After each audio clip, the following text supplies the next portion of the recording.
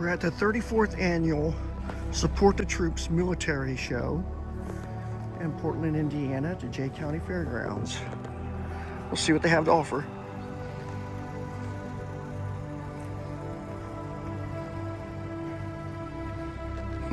Check out the little V tank.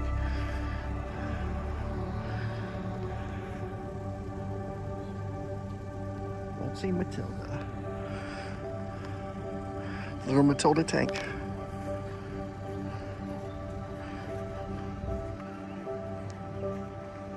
We have a little mule.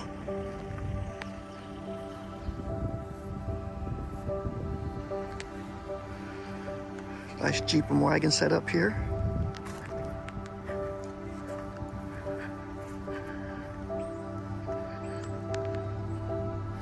A 52 wheelies.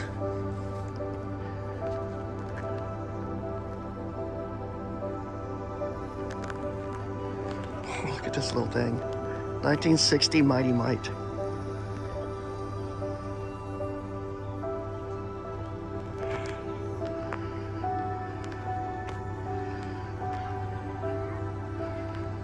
We'll look at this little Mighty Might a little bit more. Something a little more unique. Think of a Suzuki Samurai or something. That's about the size of it.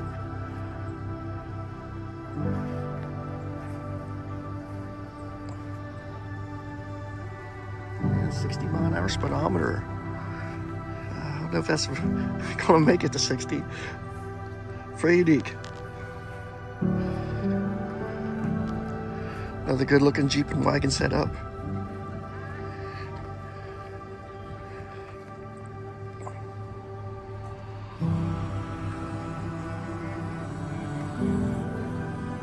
Really nice restoration on that engine.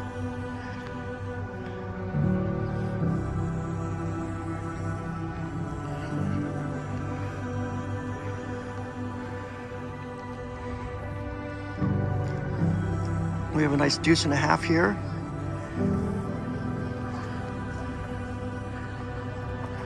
Sitting next to a Hummer just to give you a perspective of size.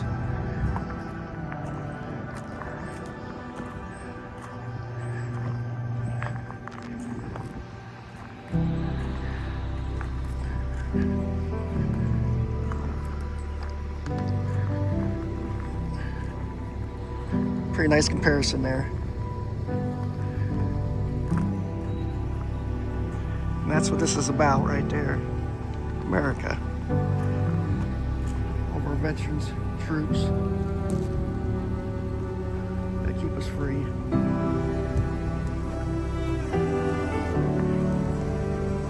Here's one of the big 5-ton trucks. Get you a little information on it.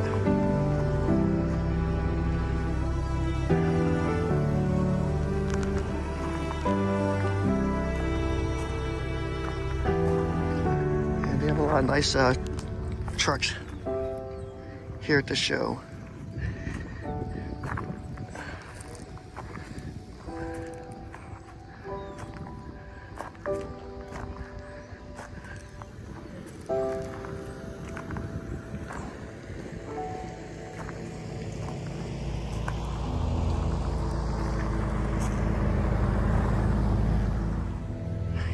We have a big general purpose truck here.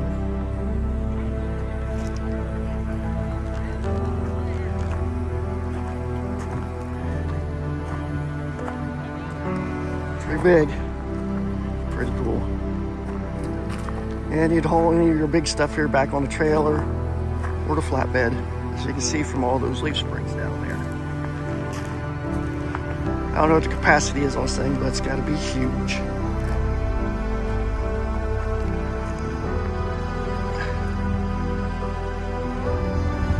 We got the Dodge lineup here, but we got something coming in the background that's very cool.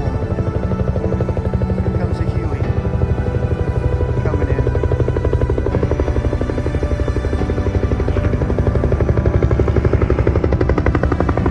It's coming in behind a tree.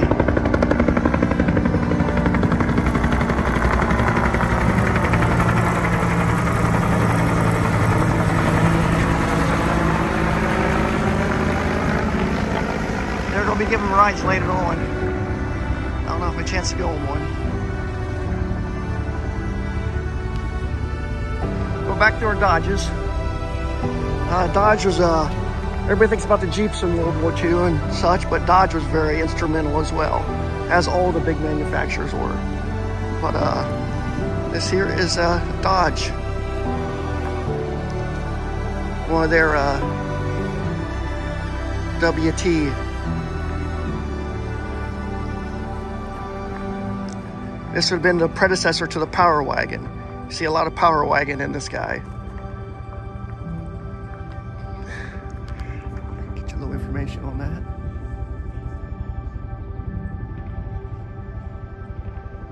M37.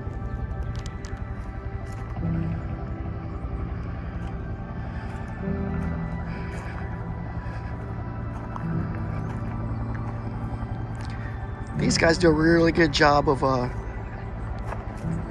period correctness on these too.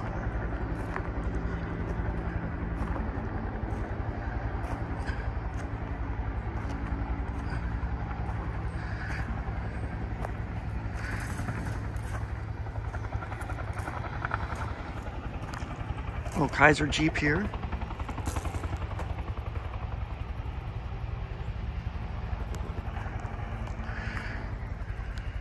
And we'll see who, this is a Kaiser as well, I believe. Yes, it is. And then that one would be a Dodge beside it. And we're back to our little Jeeps.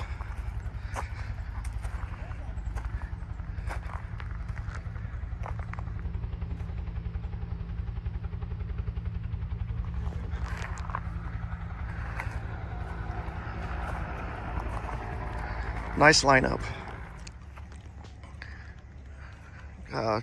Old dozer with a grader behind it setup.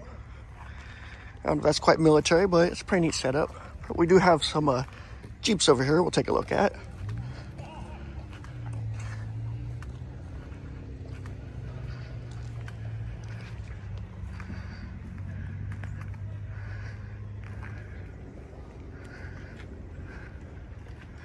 World War II era.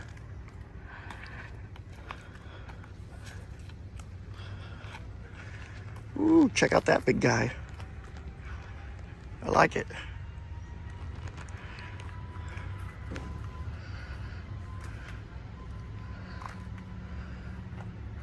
Really nice restorations on these.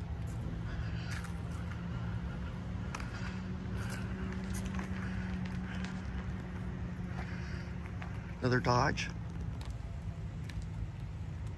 M37.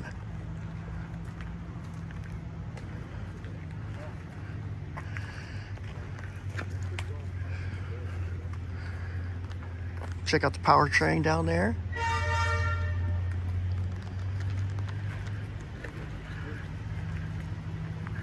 And we have our different groups here.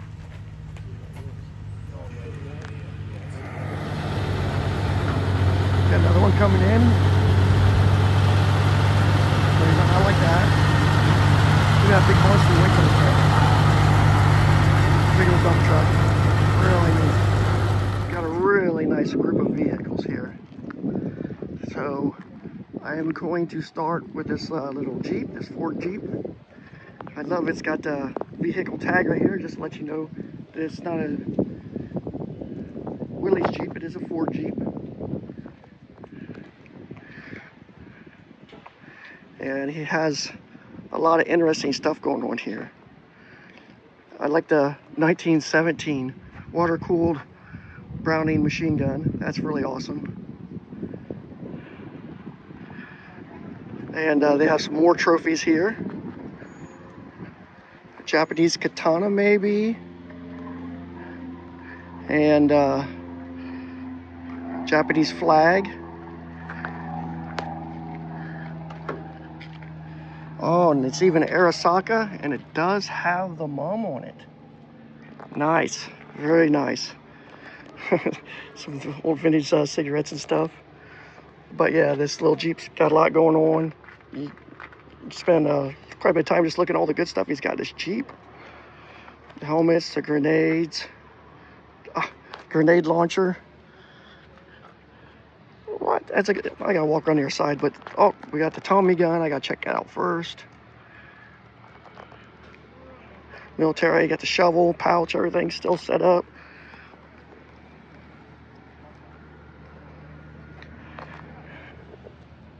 That spare tire has Ford on it. Wow. Never noticed that before. The tires say Ford. But that 30 carbine has a rocket, has a grenade launcher. I never knew 30 carbines grenade launched. Huh. Learn stuff all the time. But yeah, and here's the brass tags. He's kind of reproducing. And we'll step back so you can see this half track. We'll come up and get a closer view of that. And that's White Motor Company. You might think of the white semis, but it manufactured these. Of course, you can see they call it Rebecca. U.S. military. And 50 up there. Big 50 Muldoose. Big, huge winch on the front. Armor plated. Grill covers. Everywhere armor plated, but dang, they got 2 Muldooses on this thing. M2 50 caliber Browning machine guns.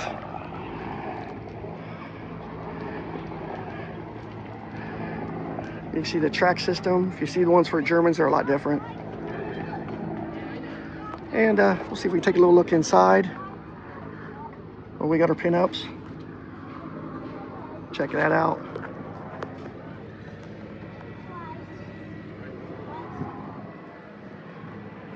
Very cool.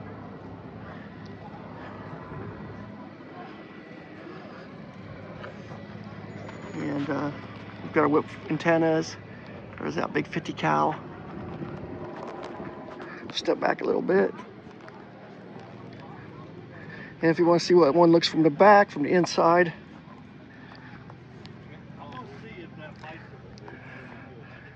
here's our luxurious interior. Those lights will flip over so they can actually be used on the roads whenever we're running down the roads over there. Radio setup. They have everything here. But what I'm really impressed is the 2 big Browning 50 calibers. Wow. And of course they have their 50 caliber cartridges as well. Very impressive piece of machinery there. And next to it, we have a little Dodge. Got the radio in the back. And we'll walk around here.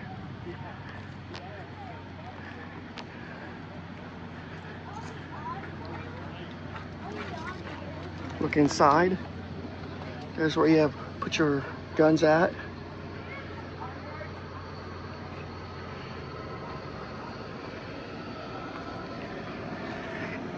Canvas top.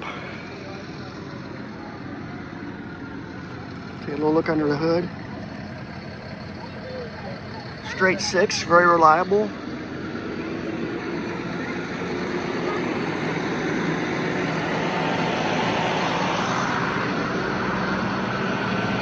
M37.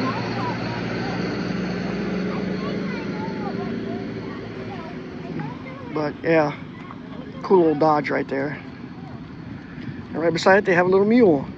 These are Vietnam era. We'll check out these 2 bad boys.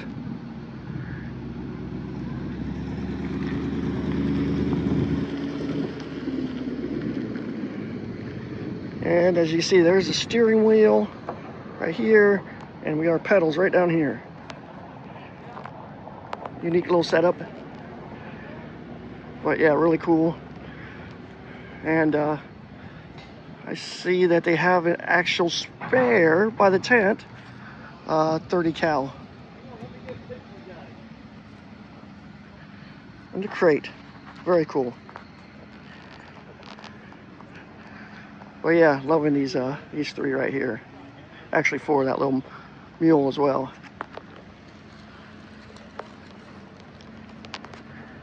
But that Jeep that's over the top, Ford tires.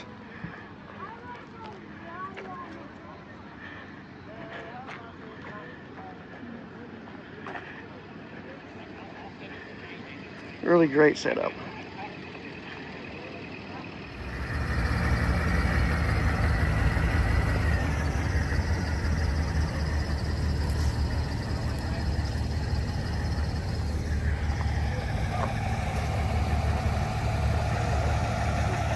Old Faithful, a Willys MB Jeep that became the first American vehicle to be awarded a Purple Heart for sustaining battle damage on Guadalcanal.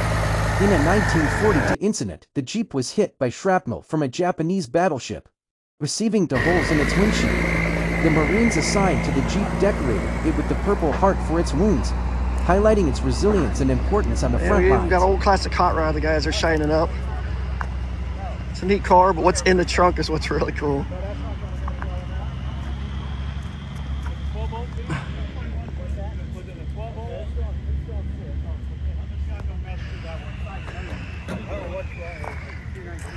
Check out the inside of this.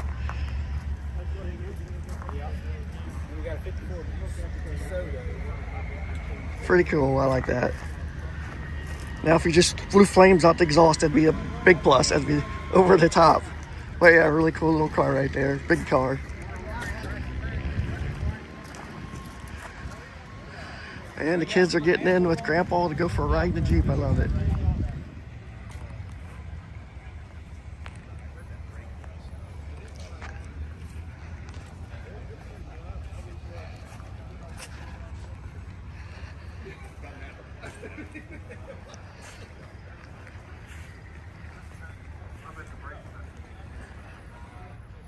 Check out that little setup for that cover for the rifle. That's pretty slick.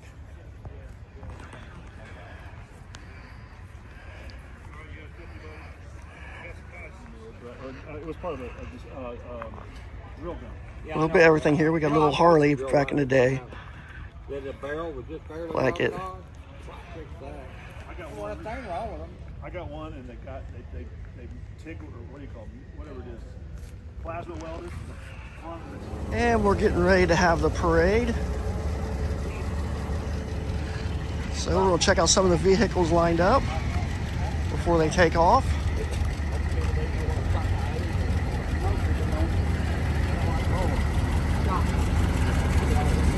I like that local VFW sponsors this one. Good looking Hummer, I like it. And check out the back of that Jeep. Yep, it's one of the Fords. Got the big dump truck out here. And mine not quite got here quick enough. They're taking off right now. So there they go. They're heading downtown.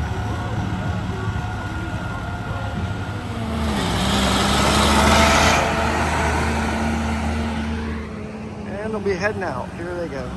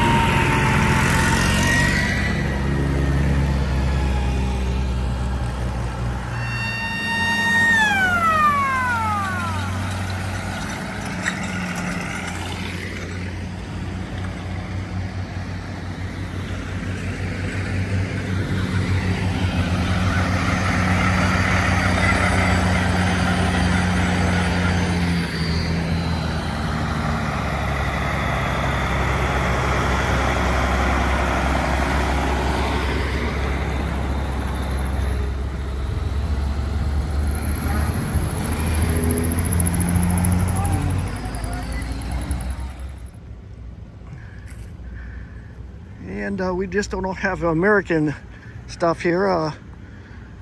We have, this would have been some of the German stuff, but this is actually, I believe, the newer versions. This is actually made from a Czech.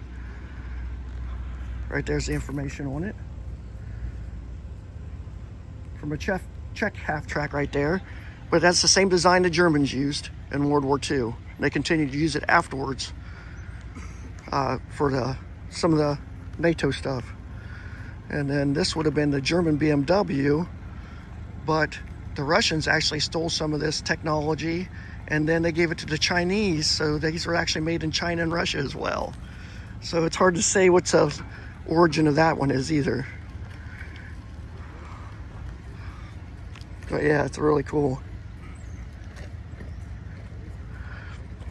And we'll see if he's got the back end opened up. You can see the front. He's got his MG42 up there, machine gun. A couple jerry cans. And the back is not open, but I might be tall enough to get you a view inside. So I can see what looks inside there. So this one is, remember that's called a sidecar? And you have the, there's a car next to the motorcycle.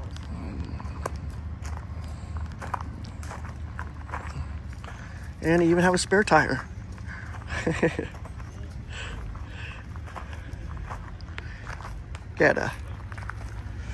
And let's move back to the American stuff here.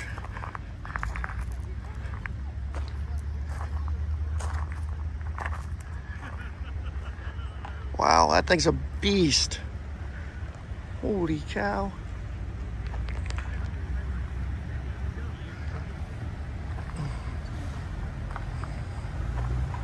I like the flags.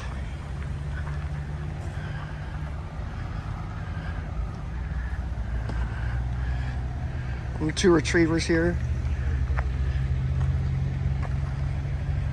And they got their own Hummer there with a pedal on it so they can tow it. Nice setup. You have a little mule in here. And the mule's not for sale, but the bag is. 60. There is a swap meet here as well.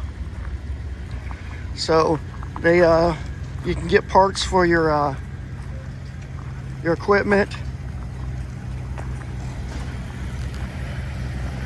We got a half track out cruising around. They're getting ready. A little more activities happening now.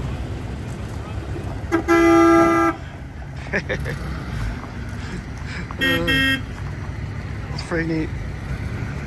Yep, the guys got getting things moving around, having a little fun this morning.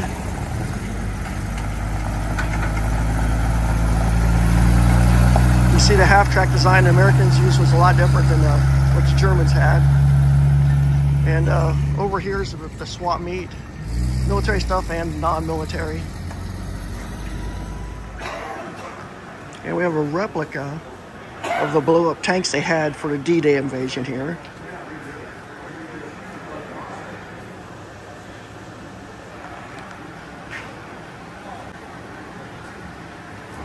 And a lot of other collectibles too. Repair parts for your vehicles for sale. And then more displays. Seeing the kids like this stuff. It's great. Some campsite.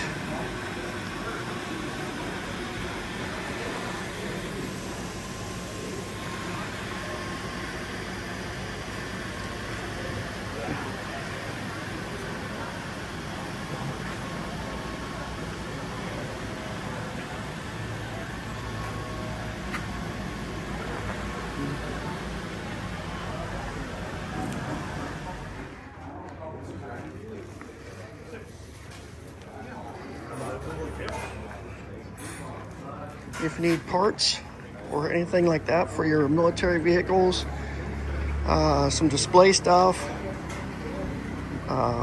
just Army surplus, military surplus. This is a good place to go to find some right there. They come from all across the United States. You can get yourself a little mule. I do like those little guys. I don't see a price.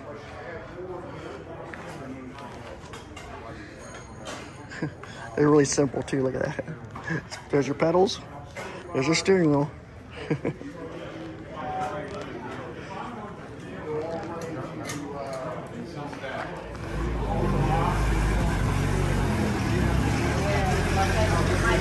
All kinds of interesting historical stuff.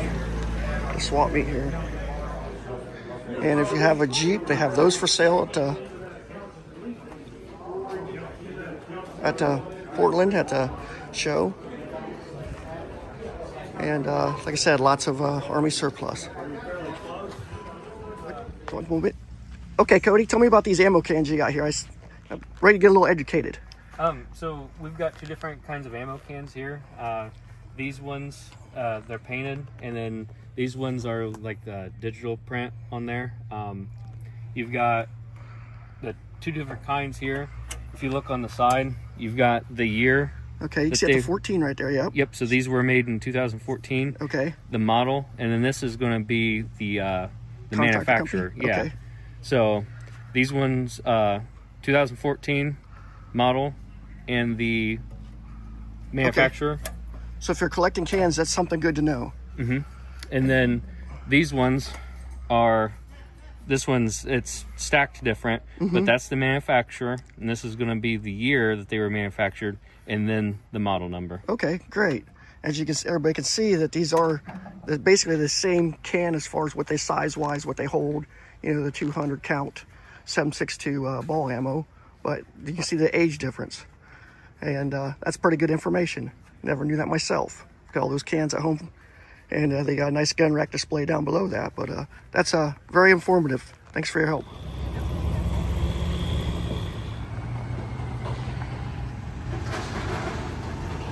Interesting. Whoa. Looks like a Russian helmet. Cosmonaut.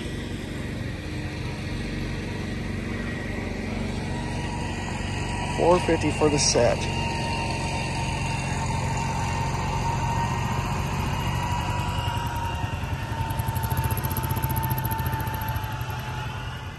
And there's that little gun protector I saw in a Jeep.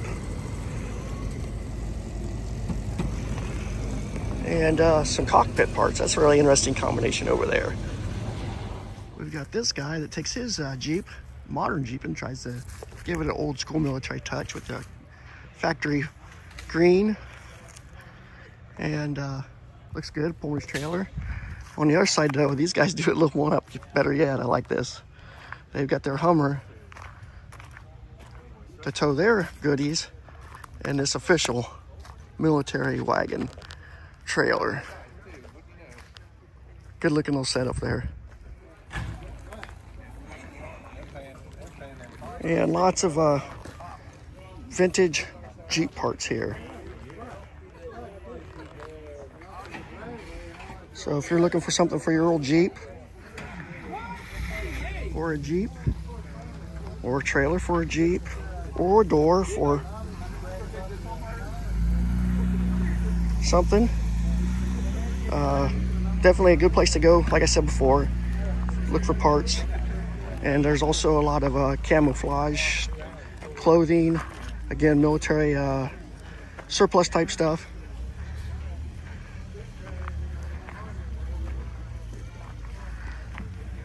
Blankets, jerry cans. Yeah. So there's some commonality out here. Oh yeah, no, I got tons of that in my shop too. So you got a card? I see your card. I take pictures. Straps this so that it can't fish down. Yeah, you got them toting them behind their big Ford. Pretty nice little setup to get your toys to the show. We have a modern version of a mule made by Kawasaki. And but here we go back to more of our old school, our run of our wreckers we have sitting here. And it's a Kaiser Jeep 1970 5-ton wrecker. pretty impressive.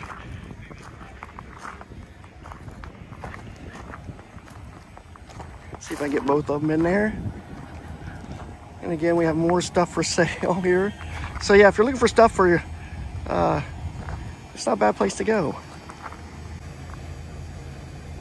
And we've got 3 of them here. Big wreckers. There's another one over there. And she's actually getting in the back of that thing. I'm kind of curious about that. So I'm gonna walk down there. I see it's got a little drop deck on the back she's standing on that folds up and folds down.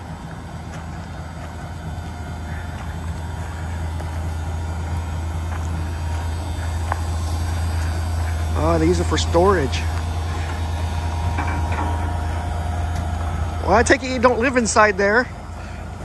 That's the junk storage. That's our storage area. Okay, I saw this big beast. I didn't know if you had some kind of living quarters in it. It's pretty cool. What model is this called? M820. And they're getting ready to make some dog tags or something here. Stencil maker. Stencil maker, okay. So we can spray whatever we want to on the side of our vehicles. And that's what he's talking about. You see there on the back, all those stencils. Or there, it's easier to read. But I'll get a little bit of information before I leave this area in case somebody wants to buy. This is like a coffin, a Jeep trailer or 2. I don't know if they're both, yeah, they are both for sale.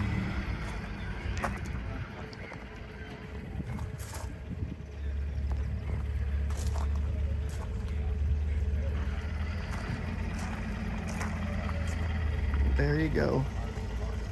So get a hold of these guys if you are looking for a trailer. We do have our reenactment groups here too. We have a Camp Horseface. And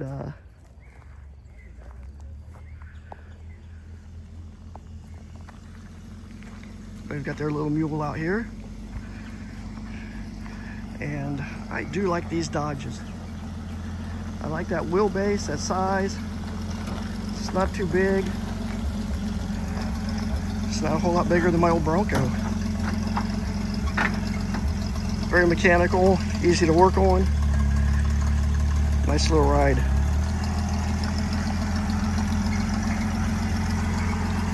Probably be pretty cool with a Hemi in it. Or maybe better yet, a Cummins. And some more of our reenacting gentlemen over here, enjoying the beautiful weather we have here this weekend. Okay. Well, see, like when I first got these, there were a bunch of Vietnam vets. Like, oh yeah, well, yeah, I can rebuild you an RT 524, and I'm like, I don't have a 524.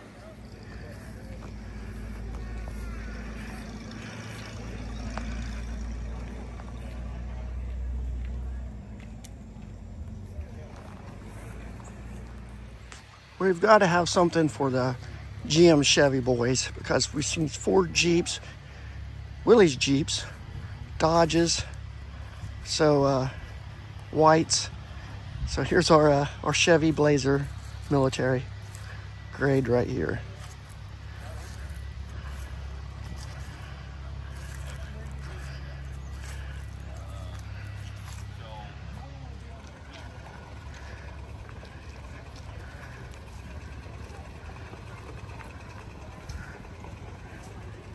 And this is a good place for preppers to come too. A lot of stuff for preppers.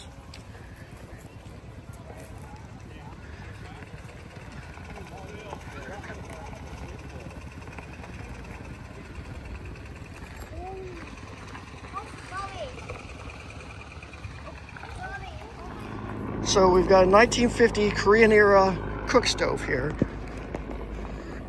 Check who made it, Chrysler. So everybody helps out in wartime. Actually, that says 45. So that is right at the tail end of World War II. And they made a cook stove. And this gentleman has everything for it. You look inside, he's got all the pieces to put it together, the instructions on how to use it. Yep, all the little goodies. That's a great little piece of history right there. And you don't see them in $1,200. And there's the big chunk of it that down below, the burners and everything. I'll step back a little bit so you can see the whole thing. There you go. Yeah, that's pretty impressive. And we've got a custom Hummer here.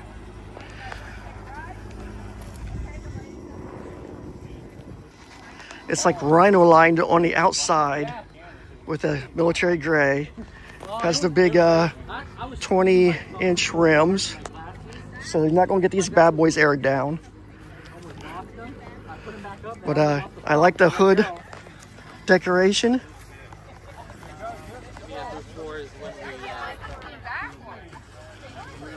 Well, yeah, this is a really cool custom.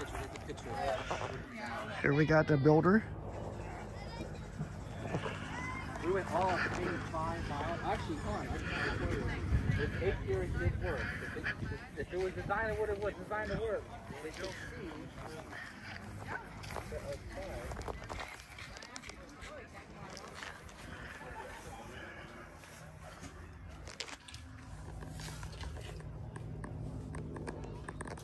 Looks like it's a work in progress. They're still putting some Dynomat in here.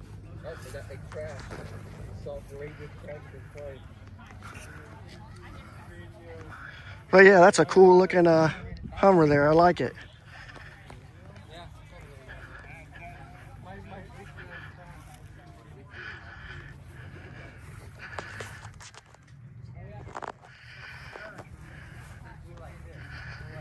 Yeah, that's a very unique ride right there.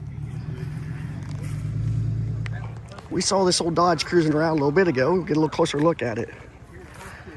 Somebody's put a modern winch on it. And they put all-terrain tires on it instead of the old military. It looks like they upgraded the Saginaw steering box in there. Power steering box. I see the hoses coming out now. It's got a good look to it. That's pretty cool. I like the stake sides on the, and it's at the hard top one. It's that canvas, make it a little more comfortable. We've got our CV, our radio and such up top, so a little bit of modernness to it. It's got tilt steering, a little bit more modern, but check out the, still has the old shifters inside there.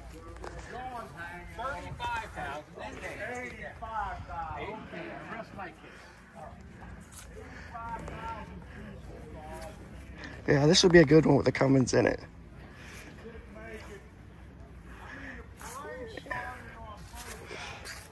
Look at that big guy. But yeah, there's our spare. It's 1951.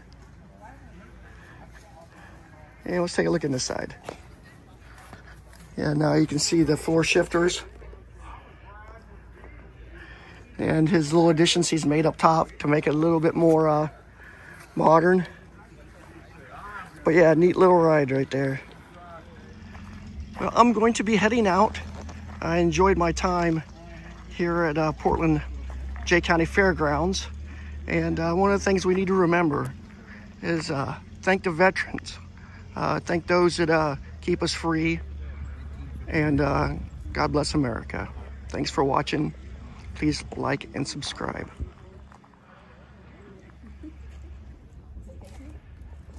We're going to be going on a Huey ride, going back to 1970. And this gentleman right here is going to be taking me to the helicopter. Let's go.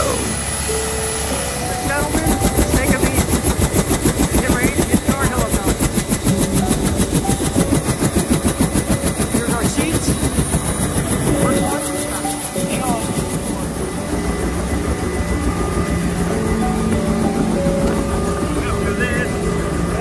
Locked in, and I'm a little bit smaller than the last person. So, we're all locked in. Here's the front. The first one on board.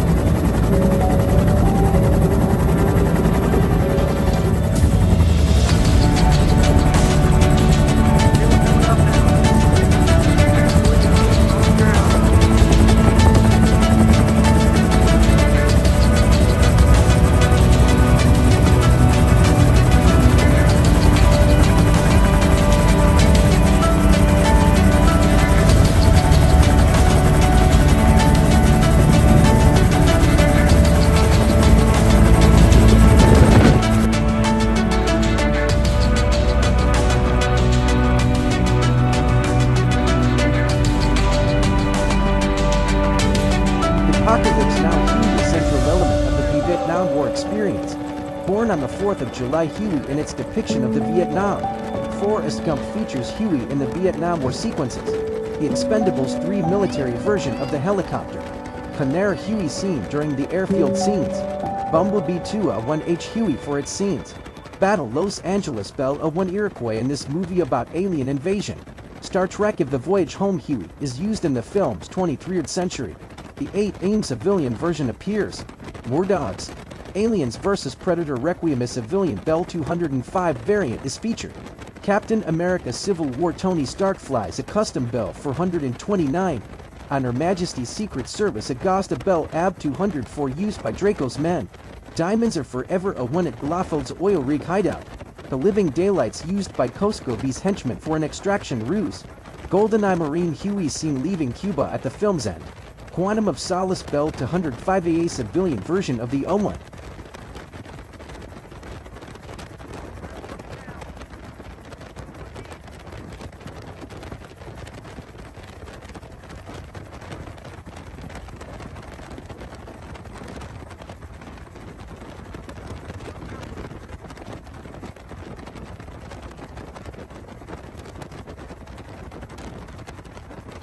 First turbine-powered helicopter, the Huey, was the first military helicopter mass-produced with a turbine engine, a significant technological advancement over older, underpowered piston-driven engines.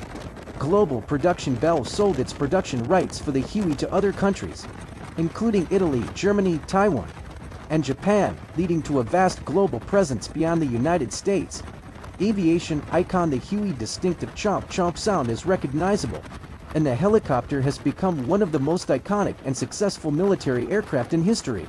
The cost of a used Bell A-1 Iroquois Huey helicopter varies dramatically depending on its condition, airworthiness, and specific modifications, ranging from under $100,000 for non-flying airframes to over $1 million for fully restored, flight-ready aircraft.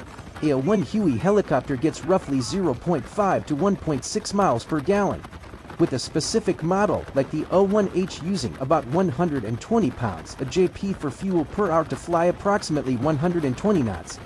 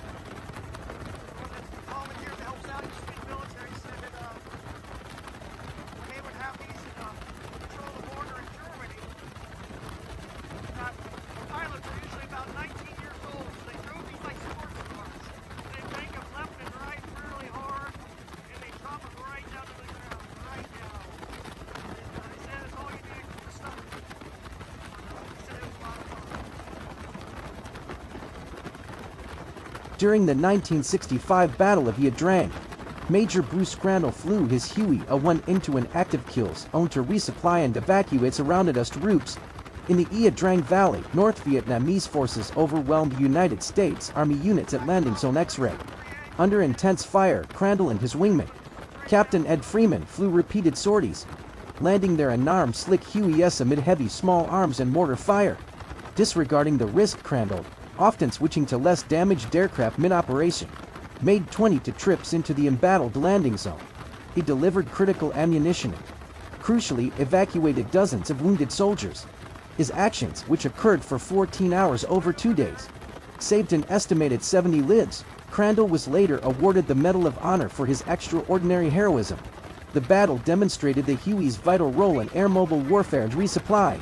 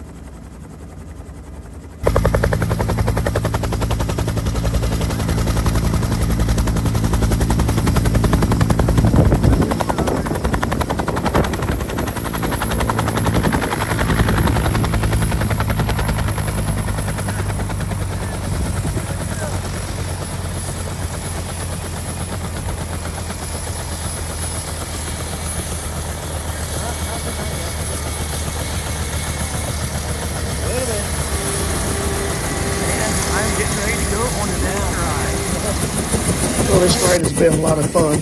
And I want to make sure I thank all you veterans out there for everything you've done and your families for supporting your veteran. Thanks again.